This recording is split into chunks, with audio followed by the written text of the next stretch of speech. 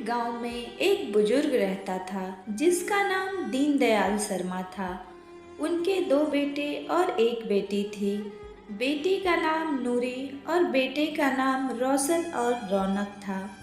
जब उनके घर दोनों बेटे का जन्म हुआ था तो उनके घर वाले और गांव वाले बहुत खुश थे कि दो दो बेटे का जन्म एक साथ हुआ है। पर जब नूरी का जन्म हुआ था तो उनके घर में खुशियों की जगह दुखों का पहाड़ टूट पड़ा था। उनके जन्म के साथ ही बस सबको यही चिंता थी कि बेटी की शादी करनी होगी और उसमें बहुत खर्चे होंगे। दीनदयाल जी की तबीयत हमेशा खराब ही रहती थी। एक दिन अचानक से काम से वापस लौटते वक्त उनकी हार्ट अटैक से मौत हो जाती है। उनके बेटे, सगे संबंधी और गांव वालों ने मिलकर उनके अंतिम यात्रा की तैयारी की।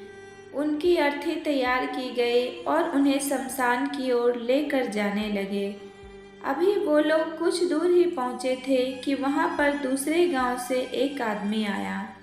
उसने उस अर्थी को लेकर जा रहे चार आदमियों में से एक का पैर पकड़ लिया और सबसे कहने लगा कि ये आदमी जो मर चुका है उसने मुझसे 15 लाख उधार लिए थे और जब तक मुझे पैसे वापस नहीं मिल जाते मैं अर्थी को आगे नहीं जाने दूंगा। मृत व्यक्ति के बेटे ने उस आदमी से कहा कि पिताजी ने कभी इस कर्जे के बारे में हमसे जिक्र नहीं किया, इसलिए हम तो यह कर्जा नहीं देने वाले। जब बेटे ने ही मना कर दिया तो उस मृत व्यक्तियों के भाइयों ने भी कहा कि जब बेटे ही मना कर रहे हैं तो हम भी इस कर्जे की जिम्मेदारी नहीं लेने वाले हैं। शमशान यात्रा में शामिल कोई भी आदमी पैसे देने के लिए राजी नहीं हुआ। दूसरे गांव से आए उस आदमी ने अर्थी को आगे भी नहीं जाने दिया जब तक कि इस घटना की खबर घर की महिलाओं तक ना पहुंच गई।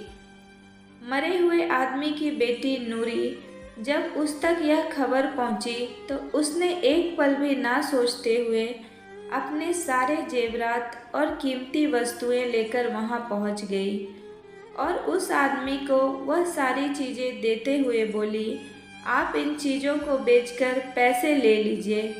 अगर कुछ पैसे कम पड़ेंगे तो वह भी मैं आपको धीरे धीरे लौटा दूंगी, लेकिन मेरे पिताजी की यात्रा को मत रोकिए, वह मेरे लिए भगवान थे।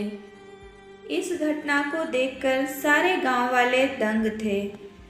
तभी वह आदमी जो कर्जे की मांग कर रहा था वह बोला कि दरअसल मुझे 15 लाख रुपए लेने नहीं थे, बल्कि मैंने दीनदयाल जी से कभी लिए थे जो मैं आज लौटाने आया था, लेकिन मुझे पता नहीं था कि इनका असली हकदार कौन है, इसलिए मैंने यह सारा नाटक रचाया।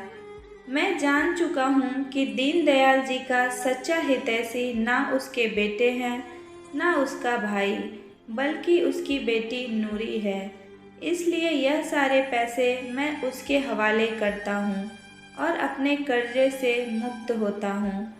थोड़ी ही देर में जो घटना घटित हो चुकी थी उससे बेटे का, भाइयों का और बाकी रिश्तेदारों का सर शर्म से झुक गया। इसलिए हमेशा दुआ करना कि हर किसी को एक बेटी ज़रूर हो, क्योंकि बाकी सब तो माँ बाप की दौलत को अपना समझते हैं, लेकिन बेटियाँ माँ बाप को ही अपनी दौलत समझती है।